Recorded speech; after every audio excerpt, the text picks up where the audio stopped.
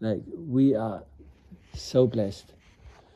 7 of us in here with the 7 flames of the Holy Mother Mary of the 7 flames.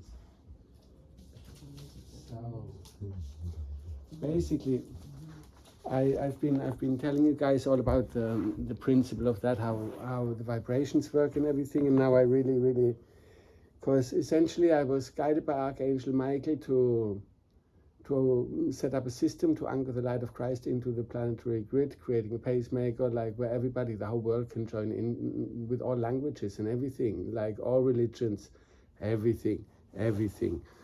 And then on my travels on these pilgrimages, like Kiev, Spain, Ireland, and all those other places, in Switzerland, in February, I ended up in the Goetheanum on the 23rd of February in Switzerland, and that's the headquarters of the whole Steiner philosophy. And I never read any of his books or anything. I just knew, somebody told me, oh yeah, Archangel Michael runs the show, that what he says, and that there will be a time, of all these things happening. And I came to this Goetheanum and I talked to the people. I explained them about this project, and they knew all what I was talking about. They're all like, oh yeah, you're an initiate. Oh yeah, Archangel Michael, he runs the show. Oh yeah, Christ Pulse. And I'm like, what? Everybody speaks my language. How can that be? And like, until that moment, I had some kind of received knowledge about my past lives. And just like one after the other, but they're all like really like far away.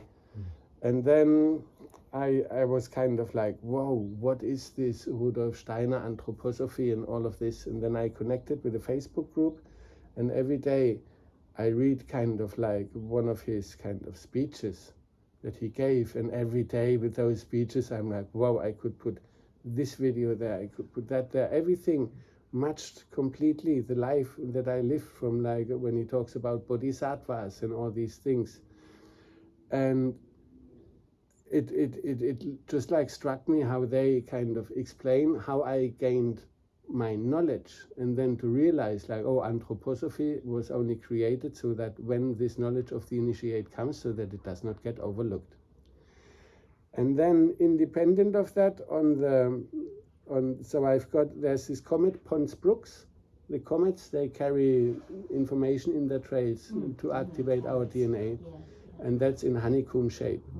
And the first Christians, like, when they, with inside the Star of David, there's a honeycomb, and that's how they got activated to act for the Christ and all these things. And I gained this knowledge like magically, metacosmic Thatcher, but that's a whole different story. For now I need to focus on the morning of the 10th. So then at a certain point, like, I'm on the internet, I look at a random speech, because I heard about a book of him called the Reappearance of Christ in the Etheric.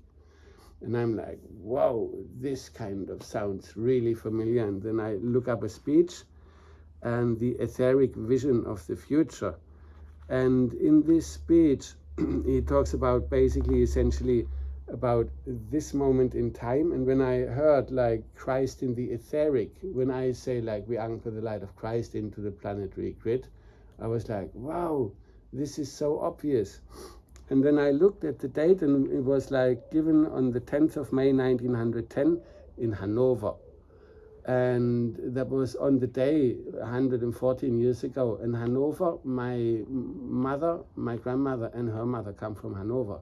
So I was like, wow, so in theory, my grandmother could have been there as a baby in my mother's arm, in her mother's arms. And then in this thing, in this speech, he also talks about the microcosm, macrocosm, how all of that is connected. And he talks about comets. And when I read in this speech him talking about comets, I was literally on absolute fire, because it was so obvious. And he talks about like the incarnations and everything. And in the end, the very last thing he says is the great and sublime event of Christ's appearance in the etheric just has significance for all the world. And I'm like, obviously, when we're doing that, like, bonkers, so beautiful. And then I went up the tour to anchor these energies, all of this. I told people in the Tower for Sunset, like, look, it's all about the appearance of Christ in the etheric, and now we're going to anchor the light of Christ into the planetary grid through music without words, and we did 3 ohms and a lion's roar, and it was so beautiful, and it lasted the whole night.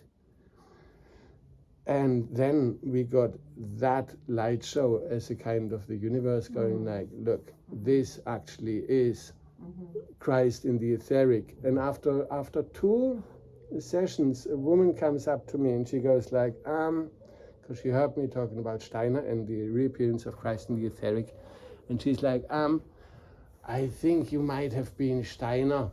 And I'm like, well, I don't, yeah, it would kind of make sense, but And then we just carried on for the whole night. And at the end of that night, she comes, like, after all the things that happened, she comes and she goes like, I just need to let you know, like, this is what I do. I do past life regressions and stuff, and you are. And I'm like, wow. Obviously, I am. Like when I built myself a church, Ibiza Rocks, Ibiza Stein, made out of stones, where I saw the light. I made a soundtrack created by stone, Stein. I've got an oil lamp with 7 flames that's made out of clay, which is some kind of stone. In German, you could call it, das ist ne Öllampe. And if it's an oil lamp made of clay, a stone oil lamp would be steinerne Öllampe. So it's all like, I'm just like, yeah, it's all pretty obvious. And with that, but that's kind of, it's obvious, but it's irrelevant, but it's good for me to, like, she said, just like step in, and I did, and I saw, and therefore I am. And when all this theory will be linked up together with the anthroposophy, this project needs anthroposophy as much as anthroposophy needs this project, because it describes exactly how to gain these insights. And all of this has been done by the books that once upon a time I wrote. And now we're gonna, shall we do 3 ohms and a lion's roar? Because I do believe, yeah. Go.